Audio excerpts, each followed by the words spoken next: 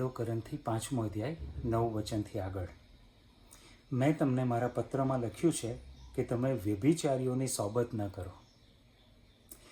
Paul અહીંયા કહે છે કે મેં પહેલાં જે પત્ર લખ્યો એમાં તમને કહ્યું હતું કે તમારે વ્યભિચારીઓ જે છે એમની સોબત નહીં કરવાની.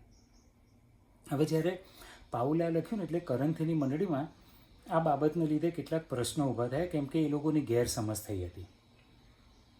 એ લોકો એવું સમજ્યા કે પાઉલ એવું કહેવા માગે છે કે જે વ્યભિચારીઓ છે એટલે કે જે જગતના લોકો છે, જેમણે પ્રભુ ઈસુ પર વિશ્વાસ નથી કર્યો, જે વ્યભિચારીઓ છે એવાની જોડે સોબત ના કરો, તમે એવાની જોડે તમે સંબંધ કાપી નાખો.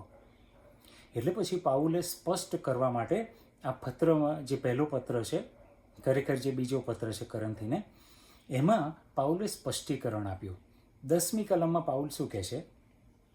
આ જગતના વ્યભિચારીઓ, આ જગતના એટલે વિશ્વાસીઓની વાત નથી કરતા પાઉલ. જગતના જે લોકો છે, જેમણે પ્રભુ ઈસુ પર વિશ્વાસ નથી કર્યો, એવા લોકો માટે લખવામાં આવ્યું છે. આ જગતના વ્યભિચારીઓ, લોભીઓ, જુલ્મીઓ કે મૂર્તિ ભક્તોની સોબત તદ્દન ન કરો, એમ તો નહીં. પાઉલે સ્પષ્ટ કરવું પડ્યું કે ભાઈ મારું જે કહેવું છે એ જગતના વ્યભિચારીઓ કે જગતના લોભીઓ કે જગતના જુલ્મીઓ કે જગતના મૂર્તિ ભક્તોના સંદર્ભમાં મેં તમને નહોતું લખ્યું કે એમની સોબત તદ્દન ન કરો. પાઉલ કહે છે હું એવું નથી કહેવા માગતો તમને. એવા જગતના લોકોની વાત જ નથી કરતો કે એમની સોબત તમારે તદ્દન નહીં કરવાની. શું કહે છે કે તદ્દન ન કરો એમ તો નહીં. કેમ કે જો તદ્દન એમની સોબત ના કરો તો શું થાય? કેમ કે એમ હોય તો તમારે જગતમાંથી નીકળી જવું જ પડે. અને વાત સાચી ને, કે જો એવાની જોડે તમારે સોબત સંગત ના કરવી હોય, સાથે ના રહેવું હોય, તો આ જગતમાંથી તમારે નીકળી જવું પડે. કેમ કે જગતમાં મેજોરિટી એવા લોકો નહીં. તમે આસપાસ જે જગ્યાએ કામ કરો છો, નોકરી કરો છો, બિઝનેસ કરો છો, ખરીદવા જાઓ છો, મુસાફરી કરો છો, તમારી પાસે એવા જ લોકો છે કે જે ઈશ્વરને ઓળખતા નથી, જગતના લોકો છે. એટલે પાઉલ કહે છે જો એવાની સોબત તમે બંધ કરી દેવા માગો તો આ જગતમાંથી તમારે જતું રહેવું પડે, તમારું જીવન જ ના જીવાય. અને એ સાચું છે. તો પાઉલ કહે છે મેં તમને જે કહ્યું સોબત ન કરો, એ કેવા જગતના લોકો વિશે નહોતું કહ્યું. એમની જોડે તો ઉલટું તમારે રહેવું જોઈએ. કેમ કે પ્રભુ ઈસુ કહે છે કે જે માદા છે એમને જ વૈદની જરૂર છે. જે ઝાંખી ટેક્સ કલેક્ટર છે એને જ ઈસુના ઉપસ્થિતિની જરૂર છે કે એના ઘરમાં પ્રભુ જાય ને એનું બદલાણ થાય. એટલે જગતના લોકો જે પાપમાં જીવે છે એમની જોડે જો તમે સોબત નહીં કરો, એટલે વિશ્વાસી સોબત નહીં કરો, તો પ્રભુ ઈસુનો માર્ગ જે છે, પ્રભુ ઈસુ જે છે, પ્રભુ ઈસુનો જે પ્રેમ છે એમના પ્રત્યે, એ લોકો કેવી રીતે જાણી શકશે? એમને ખબર જ નહીં પડે. એટલે જગતમાં તો આપણે રહેવું પડશે, એમની સોબત કરવી પડશે. પાઉલ કહે છે કે તદ્દન તમે સંબંધ કાપી નાખો, એમની જોડે બોલવાનું બંધ કરી દો, સાથે જમવાનું બંધ કરી દો, ટિફિન લાયા હોય તો ટિફિન શેર કરવાનું બંધ કરી દો. પાઉલ કહે છે હું એ વાત કરતો જ નથી. જગતના લોકો સાથે એક મર્યાદામાં સોબત કરવી જોઈએ. પાઉલ એવું કહેવા નથી માગતા કે તમે એમના જેવા થઈ જાઓ. ના, તમને ખબર હોવી જોઈએ કે જગતના લોકો સાથે કઈ હદ સુધી તમે સંબંધ રાખી શકો છો. તમારા ઈશ્વરીય પ્રભાવને માટે સંબંધ રાખવાનો. એમનો પ્રભાવ તમારી પર પડતો હોય તો એમના સંબંધ બી તમારે એ સોબત નહીં કરવાની. એટલે પાઉલ એવું નથી કહેવા માગતા કે તમે એમના જેવા થઈ જાઓ. ના, ખ્રિસ્તમાં એમને જીતવા માટે તમે આ સોબત કરો.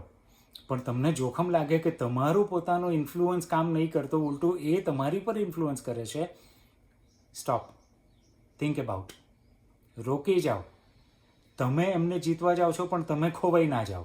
એટલે પાઉલનું કહેવું એવું નથી કે તમે કોઈ બી રીતે બસ એમના જેવા થઈ જાઓ ને એમને જીતવા માટે એવી સોબત કર્યા કરો. જગતના લોકોની વાત નહીં કરતો કે જે લોકો વ્યભિચારમાં છે, લોભીઓ છે, મૂર્તિ ભક્તો છે, એમની વાત નહીં કરતો. તો પછી 11મી કલમ. પણ હમણાં હું તમને લખી જણાવું છું કે જેઓ આપણા ભાઈ કહેવાય છે, આપણા ભાઈ કહેવાય છે,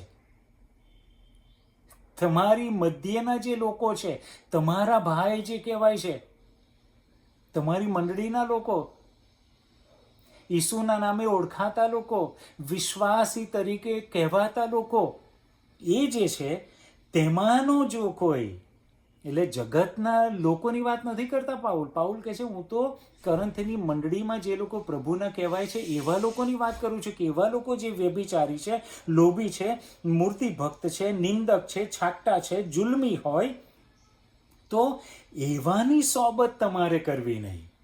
આ તો કરંથની મંડળી એકદમ ઉલટું જ લઈ લીધું. એ તો એવું સમજ્યા કે પાઉલ એવું કહે છે કે જગતના જે આવા વ્યભિચારીઓ છે અને પાપીઓ છે ને એમની સોબત બંધ કરી દો. પાઉલ કહે છે ના, હું તો એવું કહું છું કે તમારી મધ્યે જે જીવનારા છે પણ આવા લોકો છે, વિશ્વાસી તરીકે ઓળખારનાર છે પણ એ લોકો વ્યભિચારી છે, લોભીઓ છે, મૂર્તિ ભક્તો છે, છાંટા છે, નિંદક છે, જુલ્મી છે. તમે એવાની સોબત ના કરો. મંડળીમાં આવા લોકો હોય એમની સોબત તમે બંધ કરી દો કે છે. અને એ સોબત કયા હદે બંધ કરવી? એવાની સાથે બેસીને ખાવું પણ નહીં. બાર્બેક્યુ નહીં કરવાનું એવાની જોડે, એમની જોડે બેસીને ખાવાનું નહીં. એટલે એ જે ખાવાનો જે સંબંધ છે એ સૌથી શ્રેષ્ઠ એક નમૂનો છે જમવાનું, પ્રેમનો, સંબંધોનો એક પ્રતીક છે જમવાનું. જેની સાથે જમો એની સાથે તમે ગાઢ સંબંધ છે એ જાહેર કરો છો. તો પાઉલ કહે છે એવા ગાઢ સંબંધમાં આ લોકોની જોડે આવતા જ નહીં, જે તમારા ભાઈઓ છે, અંદરના છે, વિશ્વાસી છે પણ મૂર્તિ પૂજકો છે. અને હું તો આ કલમને એ રીતે સમજું છું કે એ લોકોની જોડે ખાવું નહીં એટલે પ્રભુ ભોજન બી એવા લોકોની જોડે નહીં લેવાનું. જે વ્યભિચારી છે, જે મૂર્તિ ભક્ત છે, જે નિંદક છે, ઈશ્વરના માર્ગમાં ચાલતા નથી, જે પોતાને વિશ્વાસી કહે છે, તો એવા લોકોની સાથે આપણે ઈસુનું શરીર ને ઈસુનું રક્ત કેવી રીતે લઈ શકીએ, કેવી રીતે વહેંચી શકીએ?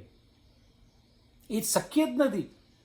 એવાની સાથે પ્રભુ ભોજન બી બંધ કરો ને એવાની સાથે ભોજન સંગત બી તમે બંધ કરો. એટલે પાઉલનું જે કહેવું છે એ જગતના લોકો વિશે નહીં, જગતના લોકોની સાથે તો આપણે સંબંધમાં રહેવાનું છે, સંબંધ રાખવાનો છે. સંબંધ નથી કરવાનો એ તો આપણી અંદરના લોકો કે જે આવું જ જીવન જીવી રહ્યા છે.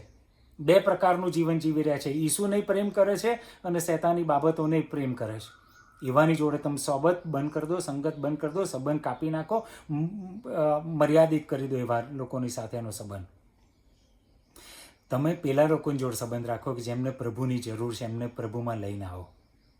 એટલે પાઉલ પોતાને બહુ સ્પષ્ટ કરે છે કે ભાઈ મારું કહેવું જગતના લોકો વિશે નહોતું, મારું કહેવું જે લોકો પોતાને વ્યભિચારમાં છે અને વિશ્વાસી કહેવડાવે છે, જે લોકો મૂર્તિભક્ત છે ને વિશ્વાસી કહેવડાવે છે, જે લોકો છાંટા છે, લોભી છે, નિંદક છે, જુલ્મી છે અને પોતાને વિશ્વાસી કહેવડાવવાના છે, એવાની સાથે તમારી સોબત વિશે તમે સાવધાન થઈ જાઓ. એટલે પાઉલ અહીં બહુ સ્પષ્ટ કહે છે કે અવિશ્વાસી લોકો એની સાથે તમે સંબંધ રાખો, એમની જોડે ખાજો કે જેથી તો જ તમે એમને પ્રભુની સચ્ચાઈ જે છે, પ્રભુની જે સત્યતા છે એ તમે જણાવી શકશો. પણ જે સત્ય જાણીને બી આવું કરે છે એની સાથે તમારે સંબંધ નહીં રાખવાનો. રખે ને તમારી પર એ જીવનોની અસર થાય. God bless you. પ્રભુ તમને આશીર્વાદ આપે. આમેન.